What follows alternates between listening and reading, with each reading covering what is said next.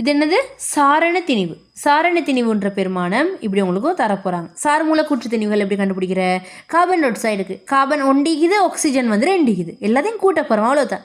Carbon number 12, oxygen number 16, ரெண்டிக்கிறதால பெருக்கிறேன். என்ன விட 44, அது மாதிரி நீருக்கு கண்டா 18. மூலர் திணிவுன்னு சொல்கிறது இவங்க இந்த சாரண திணிவு சார் மூலக்கூற்று திணிவோட விடையோட கிராம் மோல் -1 மட்டும் சேர்த்து எழுத போகிறோம். இப்போ கார்பனுக்கு பாருங்கள், கார்பன் நம்பர் எத்தனை 12, அப்போ 12 கிராம் மோல் -1, அவ்வளோதான். இதுக்கு எவ்வளோ கண்டுபிடிச்சி வச்சுக்கிறோம்? கார்பன் சைடுக்கு 44, அப்போ 44 கிராம் மோல் -1, அவ்வளோதான். மோல்ன்ட்டு சொல்கிறது பதார்த்தங்கள் அளக்கிறது, அழகு வந்து மோல். சரியா? திணிவை மூலர் திணிவால் பிரிக்கிறேன். இப்போ உதாரணத்துக்கு உங்களுக்கு தராங்க 88 கிராம் கார்பன் டை ஆக்சைடு தராங்க. சரியா? இப்போ திணிவு தெரியும் 88ன்னு சொல்லி. மூலர் திணிவு யார்? மூலர் திணிவு என்ன செய்யணும்? சார் மூல கூட்டு திணிவுக்கு நாங்கள் கிராம் மோல் -1 சேர்க்க போகிறோம். கார்பன் டை ஆக்சைடு கண்டத்தை வச்சுக்கிறோம் 44.